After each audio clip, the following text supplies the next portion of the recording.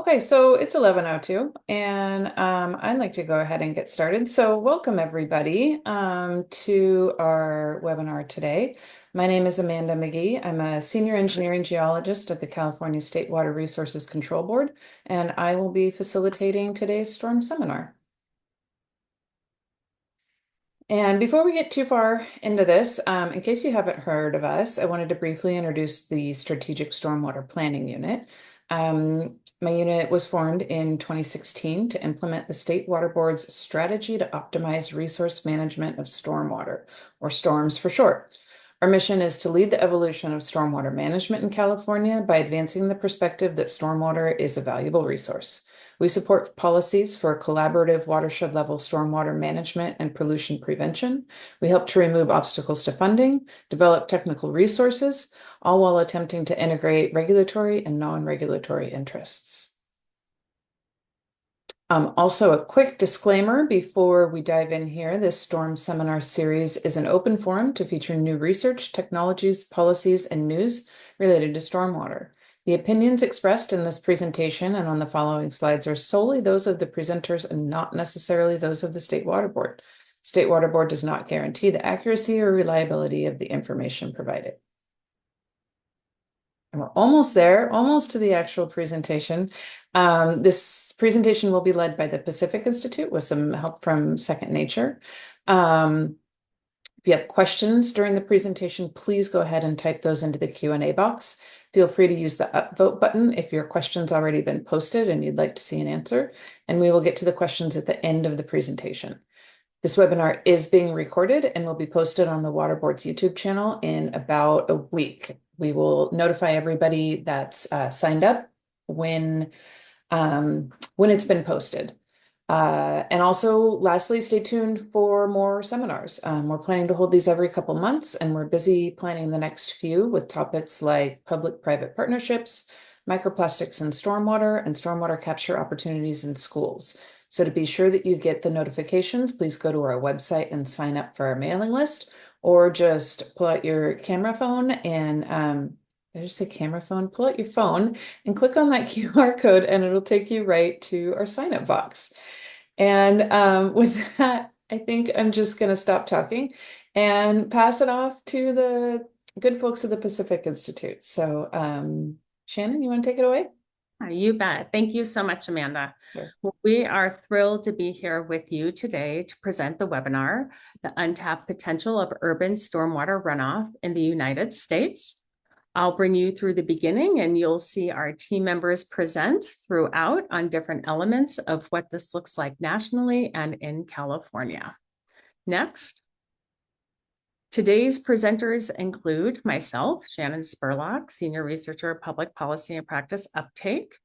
Then you will be hearing from Heather Cooley, who is our Director of Research, Dr. Brooke Berhanu, who is a senior researcher and led the National Assessment for Stormwater Capture Potential, and one of our primary partners in this effort, Dr. Nicole Beck, CEO of Second Nature. Next slide, please.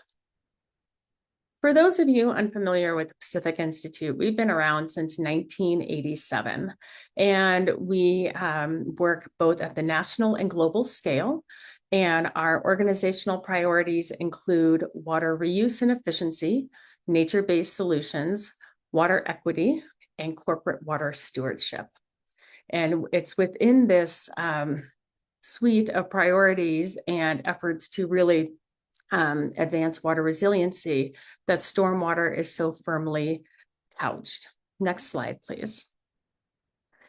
We've been working with stormwater for quite some time and really are interested in stormwater as an alternative water supply that can bolster resilience in multiple geographies and climates. This is an example of some of our existing work in this area, everything from looking at economic evaluations to understanding the untapped potential of stormwater in California to, as Amanda mentioned, actually, what does advancing stormwater capture for greener schools in Los Angeles. And I'll give an early plug right now that in February, we will be again co-presenting or on behalf of the Storms unit, looking at the research that came out of that effort in Los Angeles. We have 2 upcoming assessments at the national level, which will also showcase the opportunity to advance resiliency, one through efficiency and the other through reuse. Next slide, please. And then finally, just wanted to really just highlight this role, the role of our research in understanding California's untapped stormwater potential and the story map that created by the California State Water Resources Control Board. We're so excited to be here talking about the untapped potential of stormwater capture in California, and we hope that this research can really help move that needle forward. And with that, I will go ahead and pass it off to Nicole to learn more about Second Nature. Thanks, Shannon. Again, my name is Nicole Beck, and I sit down in Santa Cruz, California, where our headquarters are for Second Nature. We're a team of scientists like myself. I have a PhD in aquatic chemistry and spent a lot of time thinking about how to get science to policymakers and decision makers. A team of GIS experts. Everything we do includes a map. Putting stormwater on the map really, I think, helps inform decisions and prioritization. And then we have a team of in-house software developers. And we're really committed to science and open science from our academic backgrounds. We spent a lot of time since about 2013. Any of the methods that we develop, we take the extra effort to put those into peer-reviewed journal articles. Most notably, we were published in the Journal of Nature scientific reports at the beginning of the year, and I'll touch on that a little bit. And we greatly value our partnerships like this one with the Pacific Institute is exactly where we want our research to help advance policy. And we also have a deep partnership with the Nature Conservancy. So then we put that science into technology, and we have 2 software products now. One is targeted at MS4 stormwater compliance programs to collect better data and make informed decisions about urban land management. And the other is targeted at corporations who are starting to incorporate stormwater because of this, potential opportunity into their replenishment and net water zero goals. So that's exciting. So I'll hand it back over to someone on the Pacific Institute team to continue us along here. Great, that's me. Thank you, Nicole. For today's presentation, I will set the stage by describing some of the changing perspectives around stormwater capture and some of the approaches available for capturing it.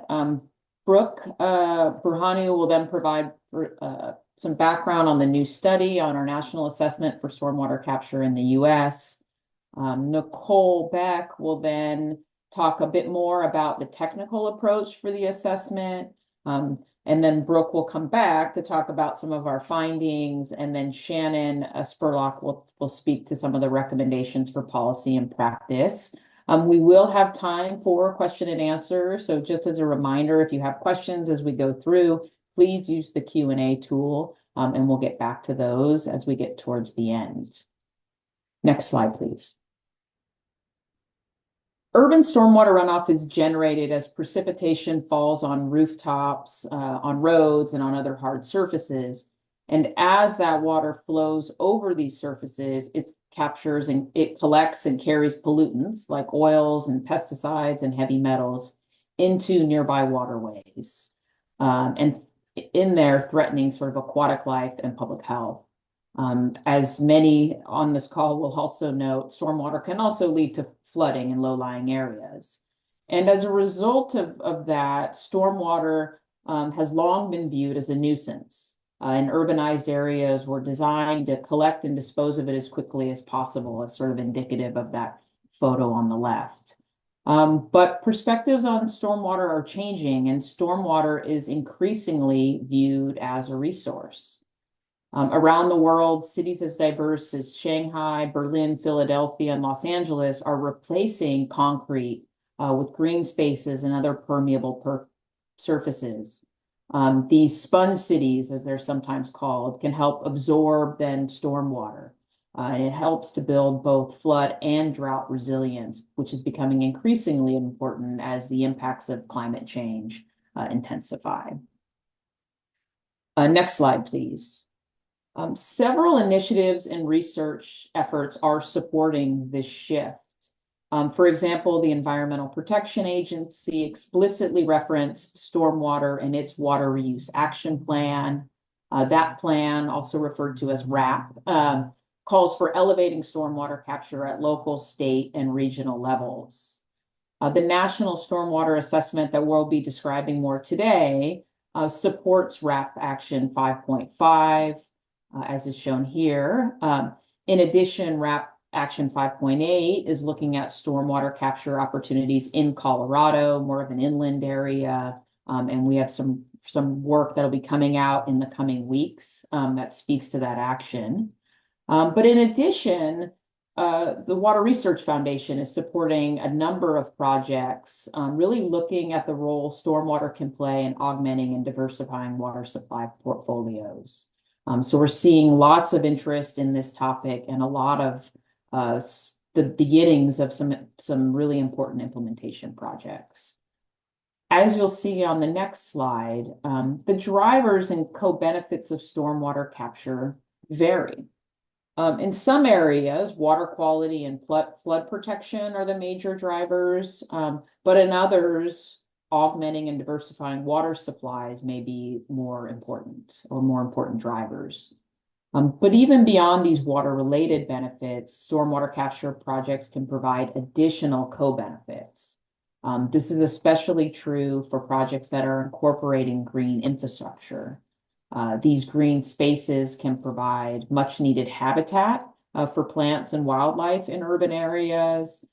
They can offer recreational space, and these green spaces can help to cool the urban environment, reducing energy use and greenhouse gas emissions, but also supporting public health. Again, especially as we're seeing the intensifying effects of climate change and the extreme temperatures that we unfortunately are becoming much more frequent. Next slide, please. The approaches that communities are using for capturing stormwater are varied. They can include green or gray infrastructure or a combination of the two. And they can encompass distributed and centralized approaches. So, a more distributed approach is shown there on the left, could involve disconnecting downspouts at a residence and diverting that water into a rain garden. This not only reduces runoff, but can help to conserve drinking water. As shown on the far right, stormwater capture, though, can include very large centralized projects like the Tujunga Spreading Grounds in Los Angeles. These are a series of football-sized fields that store stormwater and recharge groundwater aquifers that are then used for drinking water. We're seeing, as I mentioned, growing interest in stormwater capture and recognition of its multiple benefits. But despite that, there's still limited data and information about how much stormwater is available. And the assessment we will be speaking to today seeks to fill that gap. So now let me hand it over to my colleague, Brooke Buhanu, to provide additional background on the project. Thank you. Great, thank you, Heather. We're definitely going to dive into some of the nitty-gritty details of how we estimated this number. I'll talk a little bit about the project background, and Nicole will give some insight into the technical approach. But before we get into that, I just wanted to kind of discuss the top line numbers that we found in the report, just to give you a sense of the overall scale of the opportunity as we're going to talk through the methods. So at a national scale, our estimate of the total kind of average annual stormwater runoff produced in urban areas across the U.S. is just under 60 million acre-feet per year. That's a huge number. It's pretty abstract. For those of you who are more oriented towards gallons per day metrics, that's roughly 53 billion gallons per day. But to put that number in context, that corresponds to just over 90% of the total public water supply, both from groundwater and surface water as estimated by the USGS for the year 2015.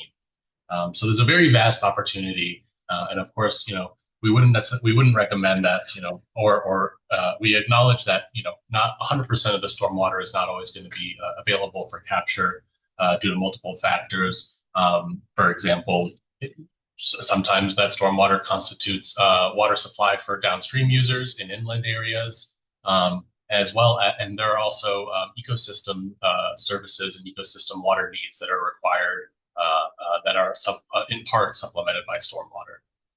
So just want to kind of caveat that even though it is a very large number, further work is definitely needed to refine kind of how much of this is actually feasible to capture and where is it most feasible to capture. Kind of zooming into the California context, our estimates show that just about 2.3 million acre feet or 2 billion gallons per day on average of stormwater are generated just in urban areas across the state annually on average.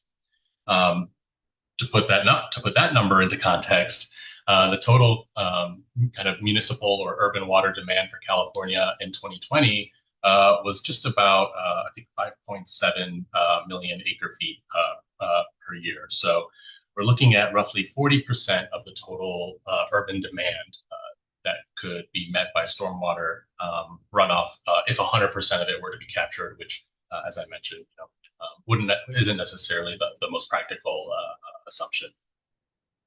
So just kind of wanted to give the overall scale of estimates that we're finding and really highlight the opportunity that stormwater, the capture of stormwater and subsequent use really presents in diversifying our water supplies and overall improving urban water resilience.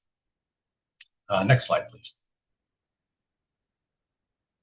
So of course, Shannon, Heather, Nicole, and I are all presenting to y'all today, but this effort was supported by a large number of other folks, both across Pacific Institute and Second Nature staff, and they're shown here for reference.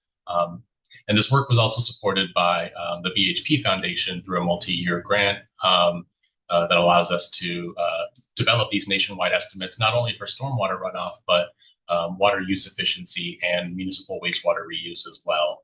The stormwater runoff report that we're talking about was released earlier this year at the end of February, and it's available at our website, pacinst.org, and we can add a link to the chat. And the subsequent assessments will be released later this year and in the first half of 2025. Next slide, please.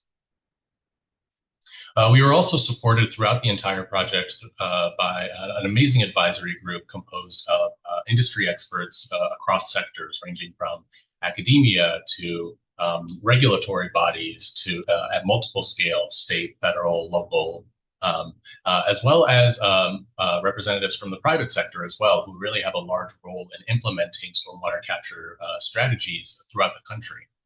So we were really fortunate to kind of have the perspective of this advisory group throughout the entire project, from initial project conception and scoping all the way through to report publication, and we've had the opportunity to also do additional outreach with them as well.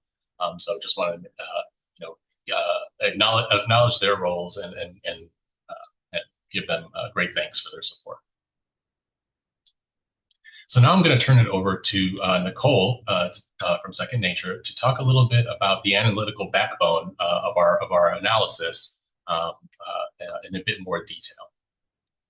Go ahead, Nicole. All right, thanks, Brooke.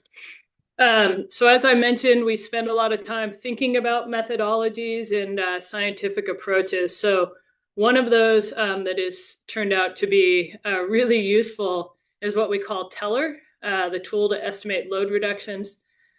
We started the development of TELR probably in 2010, 2013, trying to come up with an efficient way to estimate runoff and pollution in the urban landscape that was computationally efficient and also location specific. A lot of the modeling frameworks that are out there use continuous timeframes for precipitation inputs, and then they lump spatial data with like hydrologic response units. So we like to say we trade time for space. So we've spent a lot of time thinking about this methodology. And quick summary, it's we pre-process precipitation. It can be a year of data, it can be 30 years of data, and it can be historic or future. And I'll talk about that a little bit as we've done some work on climate adaptation. And then we use a mathematical method called the trapezoid method, so we can summarize that data down and then get reliable and accurate estimates at specific locations. So we validated this at 100-acre catchments, urban drainages, all the way up to USGS drainages, which is pretty cool. And so you can see the spatial requirements we rely upon. Available spatial data in the landscape that are available nationally, but can be updated with local data. And we do it at a 30-meter grid scale. So we end up with runoff generation and pollution generation at a fine scale that allows a lot of opportunities to now think about and plan for the where in stormwater. Next slide. So for this work, which is super exciting, this is exactly what we want to do with our science and our data. We have taken TELR and processed it across the entire United States. And it serves multiple uses in some of our software products. But in this instance, what we did is provided summarized national data at those urban census area scales. So there's a little over 2,000 of them across the US. Provided state totals, and then also some watershed, USGS watershed totals. It's the Pacific Institute that drove the data set that we used to publish these results.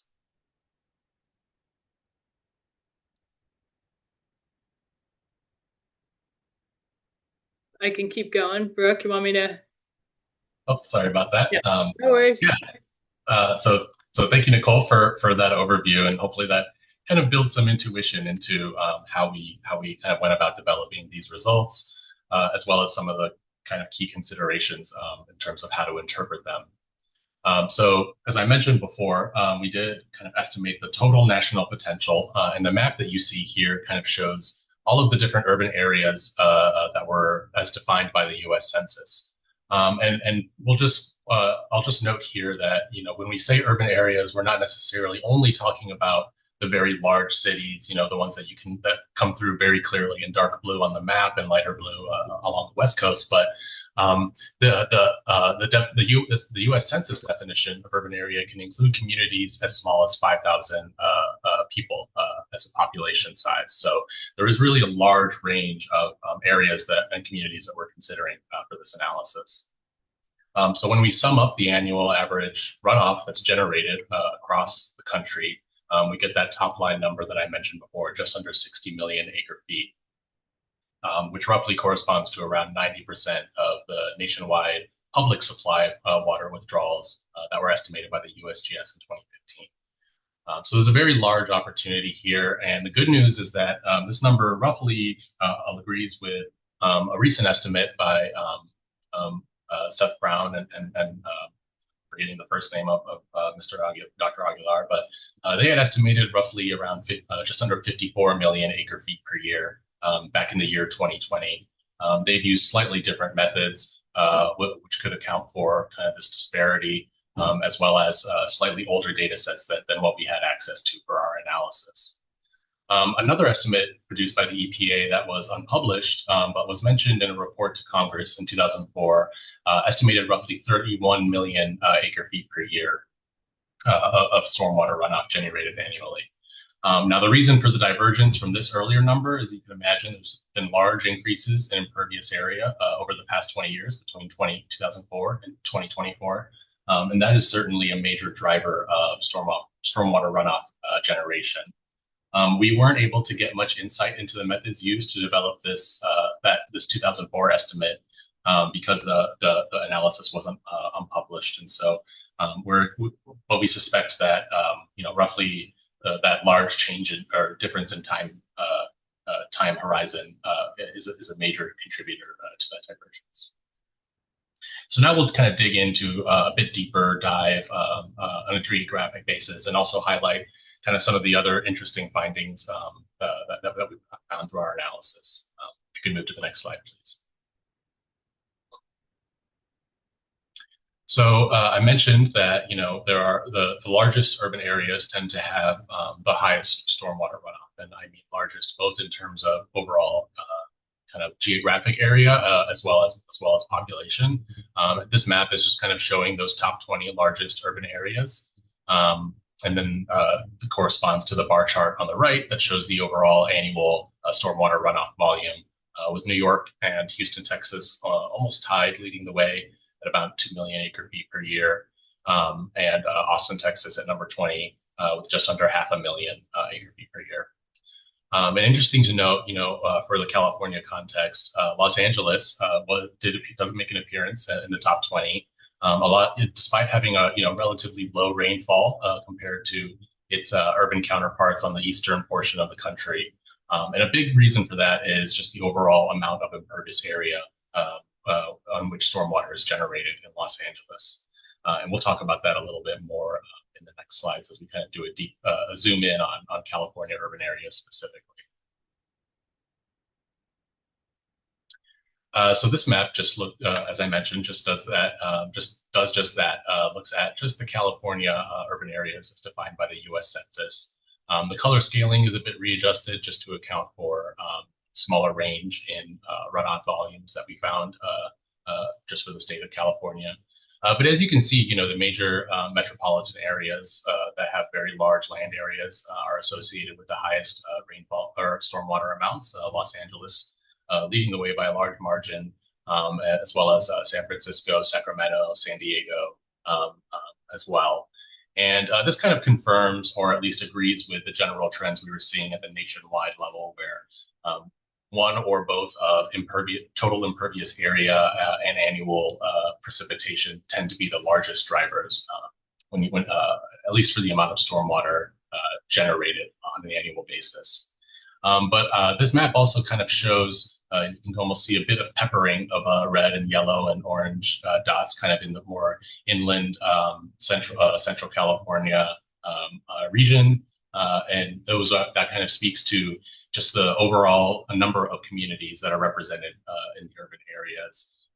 And despite having relatively low land areas, that doesn't necessarily preclude these areas from considering stormwater capture and use as a viable water supply strategy. As Heather mentioned, there can be a variety of drivers beyond the water supply benefits that stormwater capture and use can provide. And so we just want to caution as you interpret these results that while we focus on water supply here because it's a relatively new perspective, especially in the stormwater management industry, we do want to caution that that the water supply is not the only element of the equation, and stormwater capture and use can provide benefits outside of just the water supply benefits. So on the next slide, we also wanted to take a look at kind of some of the more policy-related geographic aggregations. And what I mean by that is we focused in on just coastal areas, in this case, coastal kind of subbasins, hydrologic subbasins, as defined by the USGS. And the reason why we wanted to look at coastal areas in particular is because these areas don't necessarily face at least the same constraints as their inland counterparts when it comes to considerations for implications for downstream water users, as their drainage naturally flows to a large receiving water body. There aren't necessarily any human water users that need to be considered for downstream purposes. That being said, as I mentioned earlier, of course, environmental flow needs are of most concern, especially in these coastal areas, and should definitely not be overlooked. But stormwater capture in these coastal areas could provide additional benefits, such as enhanced recharge of groundwater aquifers, and also potentially reducing the impacts of stormwater pollution and issues that coastal areas face, such as saltwater intrusion. So all of the kind of red, yellow, and blue polygons that you see here are share a border with either one of the Pacific or Atlantic Ocean, or the Great Lakes, as we see in kind of the Midwest area. And maybe not surprisingly, or maybe surprisingly, depending on your perspective, the total potential stormwater opportunity in these areas are disproportionate compared to the amount of land area that they make up. So these coastal regions that are highlighted make up just about 12% of the total urban land area across the country.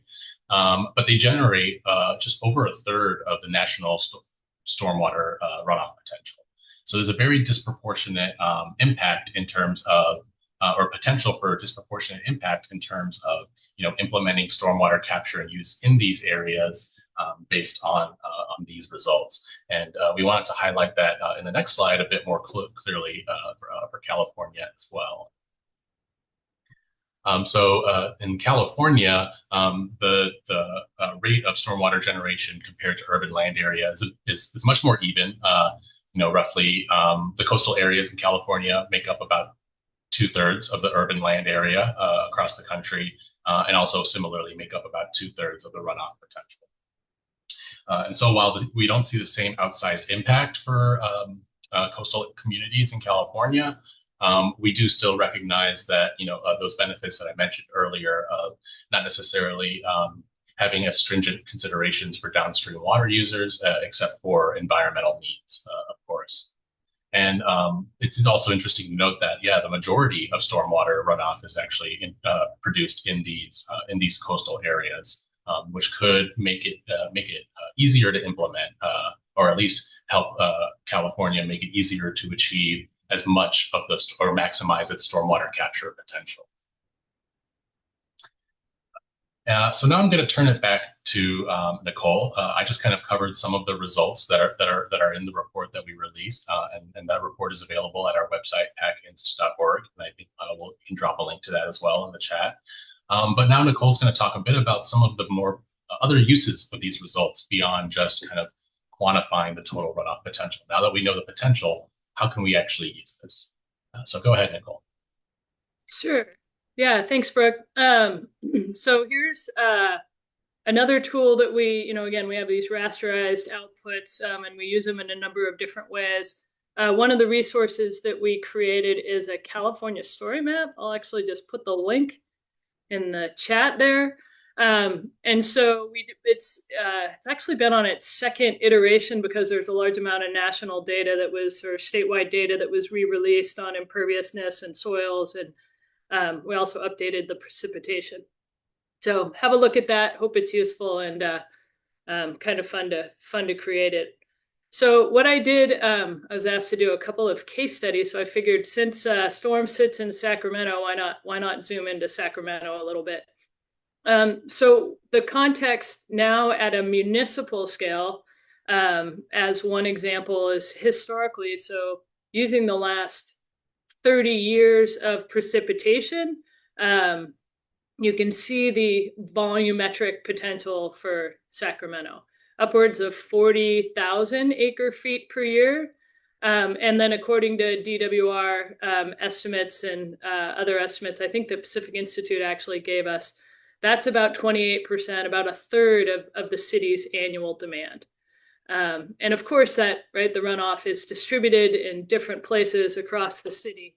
And one of the places that, as we all know as stormwater professionals, is more imperviousness, more parking lots, greater amount of that runoff opportunity to then start thinking about how to better use stormwater. And I also mentioned at the beginning that we were recently published in Nature. And so what we did with TELR is my colleagues and I spent a lot of time downscaling precipitation climate models to then put into the formats that TELR needs, and then did projections across the country on what would runoff look like at 2050. So pulled some of the results from Sacramento. And again, these vary across the country, but something that we find is an interesting pattern is that even if the net precipitation may slightly increase, we're going to get a much larger increase in the amount of stormwater runoff or volumes. And so in the case of Sacramento, by 2050, again, processing and using a whole compendium of climate models, somewhere in the 10 to 10.5% increase, which is another, 4,000 or more acre feet per year. And we're starting to see the impacts of that in the more intense short storms that are coming that are going to overwhelm infrastructure. And I asked my team in short order, okay, well, how does this then compare to future demand? And I'm not an expert in Sacramento water use and their planning, but there were some plans that were uncovered that said that there's a focus on conservation and even above and beyond over the next 10 or 15 years of population increase to try to reduce that demand, as we're all trying to do in this water scarce state of California.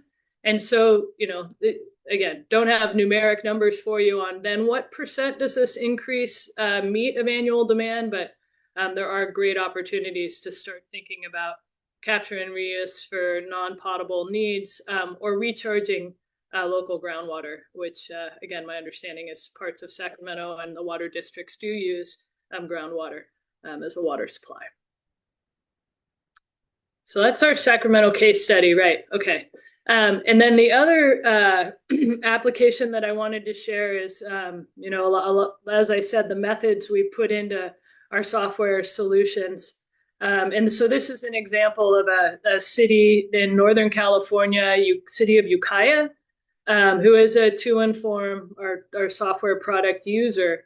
And so as part of their onboarding process, the users will go through, and a lot of groups have this now, is really trying to do a delineation of how does stormwater move through your urban landscape, right? We can't just rely upon topography. We need to kind of understand the stormwater network a bit and really, get more granular about how and where stormwater is moving through the system. So this map is then taking those TELR runoff results and aggregating them by those urban catchments within this city.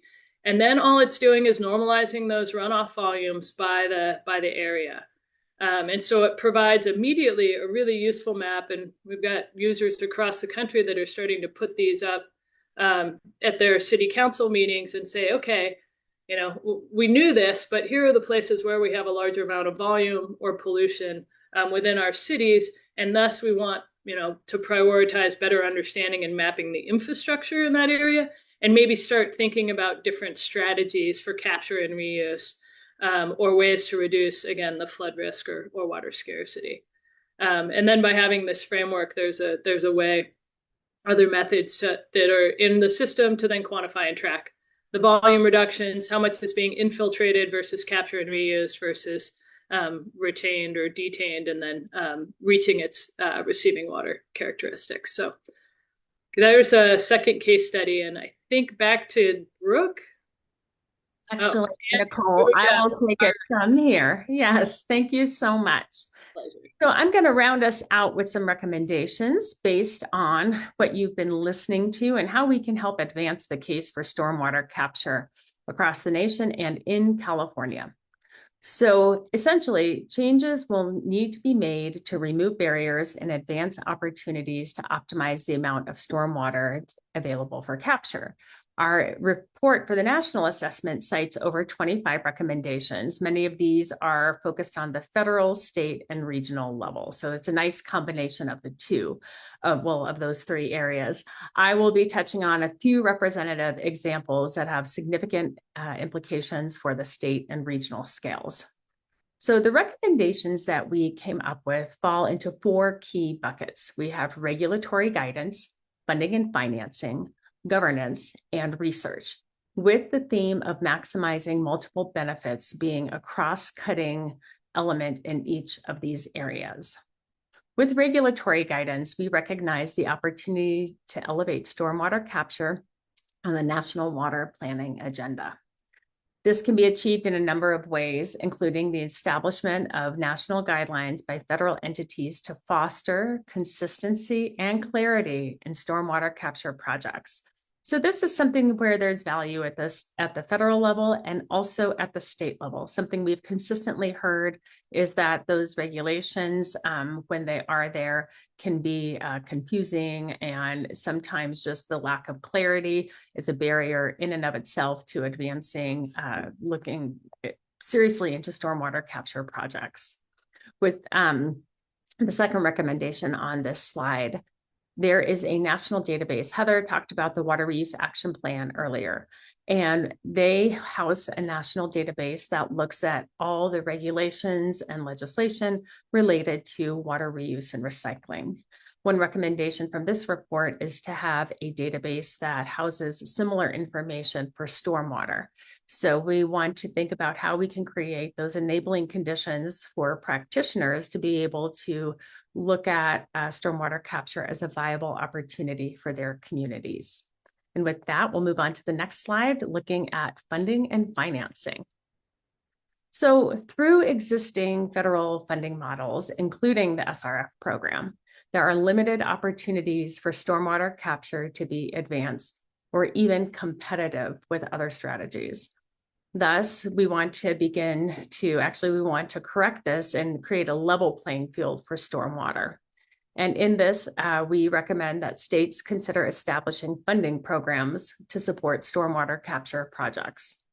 These projects can integrate water and non-water benefits into their decision-making process so that funded projects are able to provide multiple benefits to the communities in which they are located. And with that, we'll move on to our third bucket of governance. And here we highlight a couple of key ways in which stormwater capture can be fostered and advanced. So, we all know that privately owned land represents a significant volumetric opportunity for stormwater capture. So at the state level, establishing guidance on how best to engage and include private land owners through stormwater credit trading programs and alternative compliance options for municipal and industrial stormwater permits are but a couple of ways that we can really advance public-private partnerships.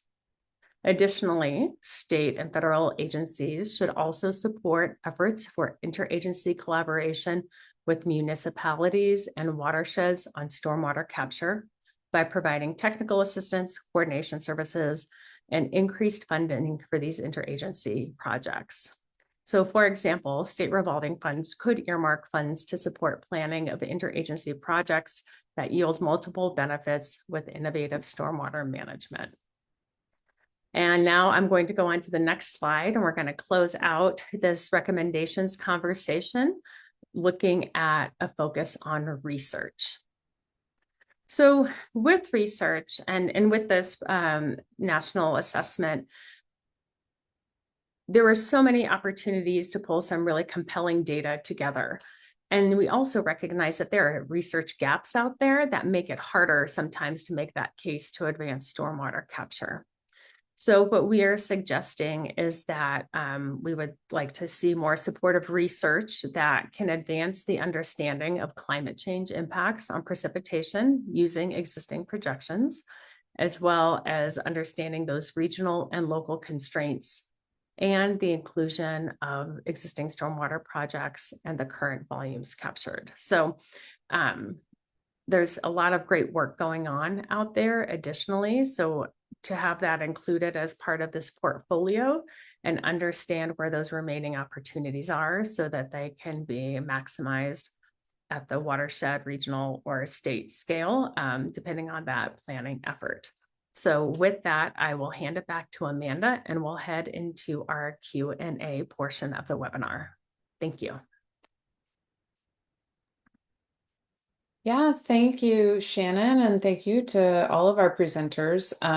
This was a great presentation. Learned a lot, and hopefully everyone here did too. And we have some really, really good questions coming here. So I am just going to go ahead and start at the top. We've got about 15 minutes. Let's go. It looks like there's a question here. Nicole mentioned net water zero goals. Can you talk about what this is? And do you know if any municipalities in California have a net water zero goal? Yeah, sure. Yeah, I was mentioning that in the context of corporations. So a lot of sustainability and water stewardship programs have, similar to kind of net carbon, right? Net zero carbon goals. They have set net water replenishment goals. And then they look to their sustainability officers and say, okay, figure out how you're going to do this. And so in a lot of the, again, using those same methods, we're able to quantify how much stormwater runoff is available on various properties for commercial and industrial corporations. And they are very intrigued by the ability to be able to better manage the rain and stormwater that is falling on their property to reduce downstream flood risk and either capture and reuse and offset potable demand, et cetera. So those goals are corporate goals. I'm not aware of any that local municipalities or public agencies are doing that. That was what that was in context to. Yeah, thanks, Nicole. Mm-hmm. I have another question here. Can the state board discuss how software analytics of stormwater projects such as Second Nature can meet stormwater resource plan requirements for funding applications? And I want to say, I guess I personally don't know the answer to that, but I know all of that information is helpful. And I might put Nicole, I might put you back on the spot again to kind of talk about the benefits of kind of your software and the software in general when it comes to resource planning for funding. Yeah, well, we've supported a number of groups, either in a lead role or in a support role. A lot of stormwater resource plans require, how are you gonna, what is your 20 or 30-year plan, and how are you gonna meet various targets, whether it's IRWM or TMDL targets, et cetera. And so the methods that are in to inform are really flexible, and so they allow that regional. I mean, I showed an example.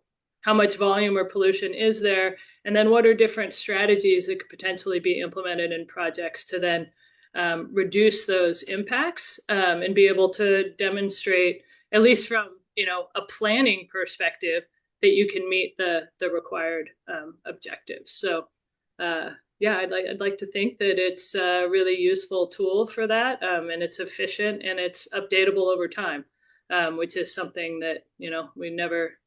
The plans that we write on watershed plans or stormwater resource plans, right? They don't always unravel and be implemented the way that we had hoped, and so there's a way to then continue to maintain that living inventory and repository. Yeah, thanks, Nicole. That's the question. Yeah, that's a good one. Okay, next question here. It would be helpful to include groundwater basin information into this analysis. Areas that do not have local groundwater basins to recharge or store the captured water may change the analysis of applicability. Does anybody have any comments or thoughts on that? Sure, I can certainly start off. Yeah, that is a great point. In terms of translating this national potential into what is actually feasible, there's certainly a number of factors that would need to be considered. We do have, I think, two different case examples in the report, looking at other states, but still very relevant to California. One looking at groundwater recharge potential in Arizona, as well as one looking at groundwater managed aquifer recharge in Minnesota. Those two states are, we chose those two states because they kind of reflect very different conditions in terms of overall water supply, as well as some of the policy and legal landscape surrounding allowable uses of captured stormwater. So I would definitely recommend reading through those case examples a bit, and we do kind of provide some exhibits that look at opportunities for overlaying, where the runoff is generated versus where it can be recharged. But of course, in areas where it can't be recharged, that might be more of an issue. Looks like Heather would like to add something as well. Yeah, just from a methodological perspective, one of the factors that prevented us from doing that is there's not a great database on public supply aquifers for the entire US. And so because those data aren't available, we tended to approach it through some of the case studies that Brooke mentioned to really highlight that opportunity. But, we think this sort of national assessment is really helpful in understanding what's the sort of range of opportunity there. And then that then helps to elevate the profile. And then what is really needed are then some of those more localized assessments that can start to integrate things like storage. Where are we going to store all this water? It can start to look at another topic that was raised that we answered, but I'll also address here is the issue of downstream water rights holders, making sure you're not impacting ecosystems or downstream water rights holders, of course. So those are the types of assessments then that this assessment can then help to facilitate localized assessments that can integrate some of these local conditions and considerations that are going to be critically important as communities look to build on this opportunity. So just wanted to flag that.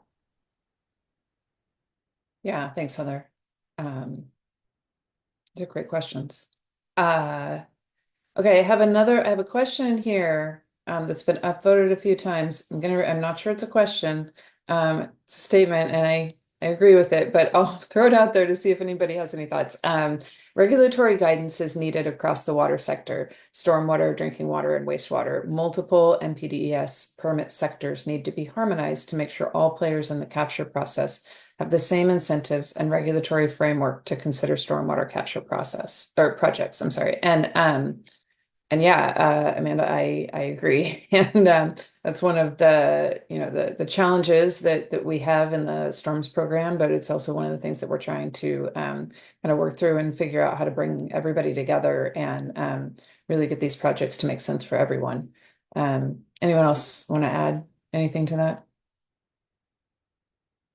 Yeah, I can. Oh, I'll add. I'll be brief. Go ahead. I couldn't agree more. And from where Second Nature sits in kind of a data space, we are really trying to unlock that data and information for policymakers and implementers. And so when we think about harmonizing, we think about data and language and semantics. So great comment, and couldn't agree more. And I'll say within that, this really speaks to one of our recommendations, looking at whether it be a state level database, a national level database. But I would say actually providing transparency and understanding what actually is incentivized, what are the regulations, what are the requirements, is part of that spectrum of harmonizing and can help create a jumping off process to get to that harmonizing place. I think where you can see everything that's exactly on the table and how to bring these things more closely into alignment. So. Yeah, agreed. Okay, I'm going to throw a couple questions together here. There's one question. Are you aware of current or recent efforts to assess negative implications of urban stormwater infiltration to shallow subsurface where the water might not reach usable aquifers, for example, liquefaction? And then kind of coupled with that, there's a question from someone in Sacramento that's finding we have type D soils with really low infiltration rates. And what can be done to get a better understanding of how to address trying to infiltrate with poorly infiltrating soils. That's kind of a two-parter, but if anybody has thoughts on either of those. And actually, while you guys are thinking, I'm gonna plug my the Storms is working on a urban stormwater infiltration policy that's going to address dry wells. And dry wells are really great for dealing with shallow soils that might not have the infiltration capacity that deeper soils do. And so keep an eye out for that, because that's going to encourage all sorts of dry well use where it's appropriate. But any other thoughts, team? Well, just to kind of stay on that point, we did not look into that specific issue, at least as far as or identify it as far as like considerations for practical implementation. But I would definitely try to look into that deeper, and I'd definitely be interested in seeing that tool or that analysis once it's complete. I will mention that we are. As I mentioned, we're currently in the process of a couple of other national assessments. So we do plan to kind of release a kind of capstone report that compares all three strategies at the nationwide scale. And so we might have an opportunity to be able to look into some of these implementation considerations more clearly as part of that. And then I think related to the question of soils, I'll just stay on that just because I was typing up an answer already. We didn't really look at kind of the impacts of antecedent moisture conditions on stormwater runoff generation rates, things like already saturated soil, as Brian mentioned in his question, or on the converse side, impacts of kind of extended periods of drought and low soil moisture. So our results are really just on an average annual basis. However, we did do some comparisons of stormwater runoff generation by soil type across the country. And so, Brian, if you're able to share a good contact email, I can certainly follow up with some of that deeper dive information if you're interested. It would just be for kind of typical conditions, but might still be helpful to see other areas and how their stormwater runoff estimates differ. Excellent. And if you don't have the Pacific Institute email addresses, feel free to email me and I can put you in contact with whoever you need to speak to. Okay, we've got 2 minutes here. It would be helpful to include guidelines for standard operation and maintenance and cost funding of O&M for stormwater capture systems. Agreed. Are there any plans to address anything having to do with O&M for stormwater capture systems?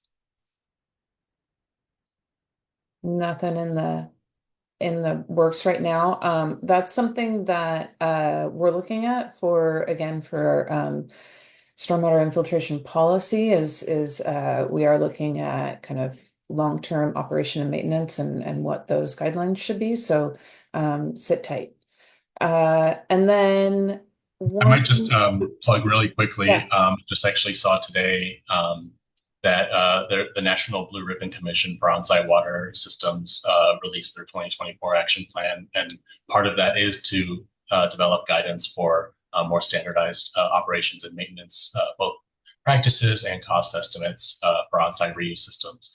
And of course, these systems can include stormwater capture as a part of them. So it'd be more looking at the decentralized side of the spectrum, but could still be very relevant to that question there. Yeah, that's awesome. Thank you. And then one last question. After the water is captured, how is it then treated and recirculated back to the public water supply? And I don't think we can answer that in the 1 minute that we have left, but Heather, it looks like you've gotten up. Yeah, I can just try to jump in quickly. I think there's a couple of different ways we could think about it, right? There are some opportunities at a building scale, whether it be at a smaller scale, rain barrels, but more likely cisterns, where that water can then be used on site. That then offsets their need for water from the public supply system. And so in effect, you're increasing the supply available for the community.